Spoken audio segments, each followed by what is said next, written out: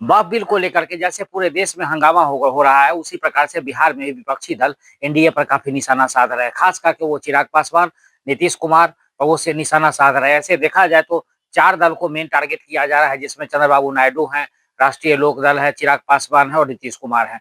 तो इन तमाम चीजों को देखते हुए आप देखेंगे कि उन लोगों का ये मुद्दा था कि ये देश में अच्छा नहीं हो रहा है या मुसलमानों के अहित की बात की जा रही है। चिराग पासवान सामने आया, उसका उन्होंने जवाब दिया। उन्होंने कहा कि आपको याद होगा कि 2005 में मेरे पिताजी ने मुस्लिम सीएम बनाने के लिए अपनी पार्टी कुर्बान कर दी थी। उसके बाद भी मुझ पर आरोप लगाए जाते हैं। मदनी जैसे मुस्लिम नेता पर उन्होंने जो उनके धर्मगुरु हैं उनको आरोप लगाया कि वो हमसे नाराज है या हमारे खिलाफ बोलते हैं, वो सही बात नहीं है। मेरे पिताजी से उनके अपने संबंध हुआ करते थे। इसके बाद उन्होंने बताया कि इसके संशोधन जिस प्रकार से हुआ है, जो बिल हम लोगों ने पढ़ा और जो सुझाव हमने दिया, सरकार ने उस पर भी काम किया है। इसके अलावा जदयू की तरफ से भी कहा गया कि जदयू का ये कहना था कि नीतीश कुमार ने मुसलमानों के लिए कितनी योजनाएं चलाई हैं, चाहे वो मौलवी से लेकर के हो या उर्दू विद्यालय से लेकर के उर्दू शिक्षक की बहाली तक हो। जैसे ही कहा कि वर्तमान में बीपीएससी में देखिए जितने भी सीट वैकेंट थे, सबने हम पर उर्दू शिक्षक की बहाली की है। इतना ही नहीं, बिहार में जिस प्रकार से पहले ये अल्पसंख्यक को लेकर के मामले उठते थे या आपस में जो लड़ाई झगड़े होते थे, उन तमाम पर नीतीश कुमार के आने के बाद काबू पाया गया है।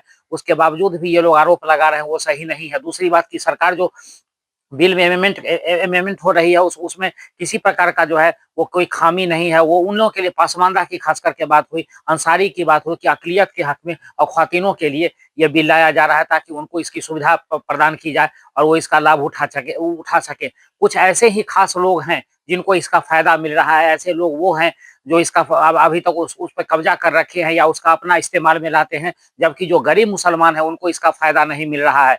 चिराग पासवान ने यहाँ तक कहा कि हम एनडीए मजबूती से इस पक्ष को रखेंगे, और भी लोग हमारा साथ दे रहे हैं और हम इसमें साथ मिलकर के आगे भी काम करना चाहते हैं। और संशोधन तो अमेंडमेंट तो है, होता रहता है, ऐसी कोई नई बात नहीं है। मनमोहन सिंह के समय में हुआ था, पहले भी हुआ था, लेकिन ऐसा इसमें है तवा मचाने वाली कोई बात नहीं। एनआरसी को लेकर उन्होंने कहा कि सीए एनआरसी को लेकर के अफवाह फैला गया। देश में देखिए कितने सारे धरने प्रदर्शन हुए, शाहीन बाग जैसी घटना हुई। तो इन तमाम चीजों को उन्होंने याद दिलाते हुए कहा कि इसका कोई ऐसा प्रभाव नहीं पड़ा जिसको आगे आकर के किसकी नागरिकता छीन ली गई। उसी प्रकार से इसमें भी वक्फ बोर्ड को लेकर के भी एक भ्रामक जो है भ्रम फैलाया जा रहा है, ताकि लोग को ये अपना नेरेटिव बनाने की विपक्ष कोशिश कर रही है कि जिस प्रकार से वो लोकसभा चुनाव में उन्होंने संविधान को लेकर के फैलाया जाए कि ऐसा कुछ भी नहीं था। अगर हम उस संविधान में परिवर्तन करना चाहते तो आज भी हमारी सरकार थी, आज भी हमारे पास बहुमत थे, हमने कहाँ कुछ कर दिया, ऐसा उन्होंने कहा।